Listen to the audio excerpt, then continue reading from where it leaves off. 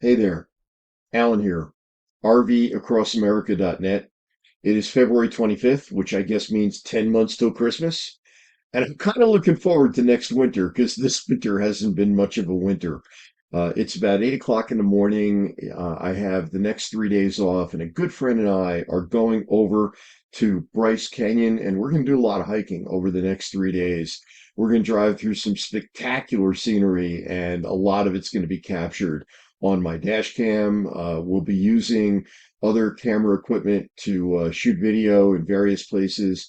Bryce is one of the most spectacular national parks there is. And you can look forward to on rvacrossamerica.net. There will be more posts coming up sharing that spectacular scenery. Today, I have a post for you, a quick one. It's based on a report that I heard that the 2026 campers, 2026 RV campers are coming out early.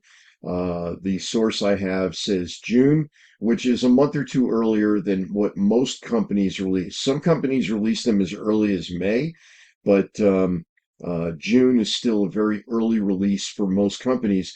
And I'm going to share some thoughts and insights on why. And as always, I have a post which is going to fill you in with more details and more depth. And that's going to be at rvacrossamerica.net/2026 RV campers. That's 2026 RV campers. So, in addition to, and I'm sitting here in shorts, by the way. I'm in shorts. I'm in a light shirt.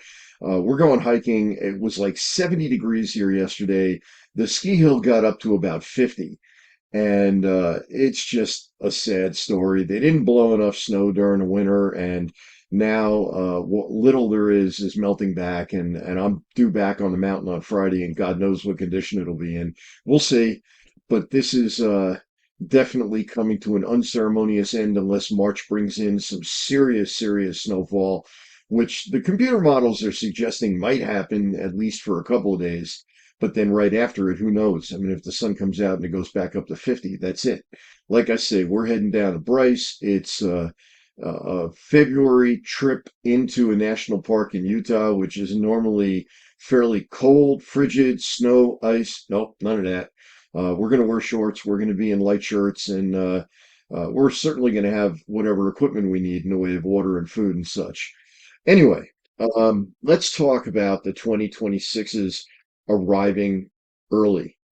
I think that the RV industry knows that they need to do something. The manufacturers need to do something in order to shake things up because the economy is not strong. You're seeing it nationwide. This has been going on for 2 or 3 years now.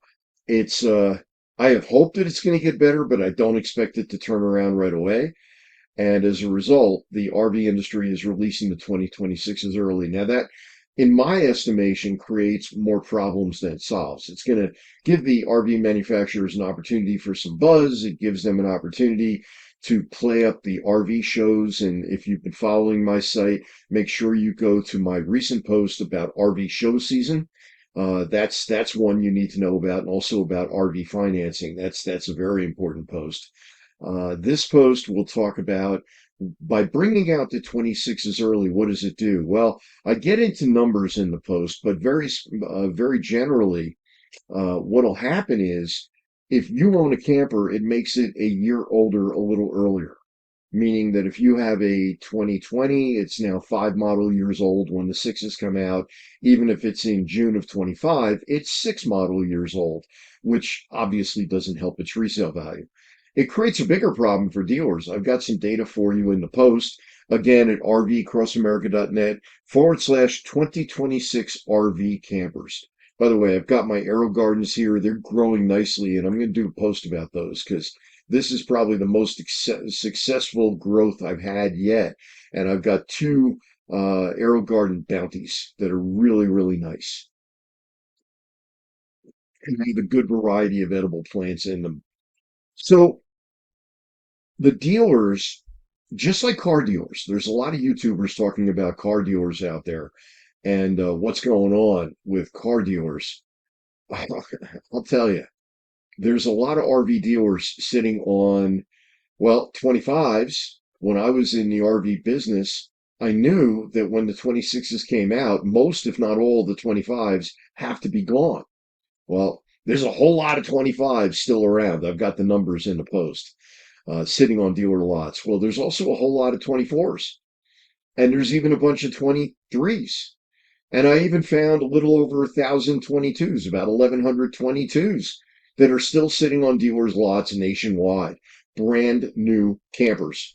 And I go into a couple of very specific examples and explanations of how a dealer can't even sell a 22 at the right price, or a 23 for that matter, maybe even a 24, so that when you go out, it hasn't depreciated the moment you drive off the lot to a point where you lost thousands or maybe tens of thousands of dollars. Not a good situation. So I'm going to leave it to you to go visit the post. It gets into all of it. I'm Alan, rvcrossamerica.net/2026 RV campers. I wanted to keep this brief. I'm heading out very shortly. Like I say, we're going to be hiking in Bryce before the end of the day. No, we're not doing a 3-day hike. We're not camping out. We are staying in a nice motel with an indoor pool and a hot tub. And we'll be eating like kings for a few days. But hey, then I'll be back on the ski hill for as long as there's snow, and we'll see what happens from there. I'll bring you up to speed on the whole winter very soon. I'll bring you up to speed on southern Utah, which I'm still very positive about. There's so much down here worth visiting. It's so spectacular. And I'm going to show off. In fact, there are a few photos in my post that show off the RV park that I'm at.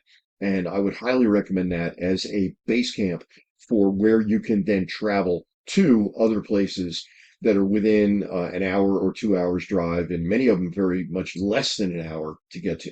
All right, Alan here, rvcrossamerica.net/2026 RV campers. You have a great morning, afternoon, evening, whenever you're seeing this.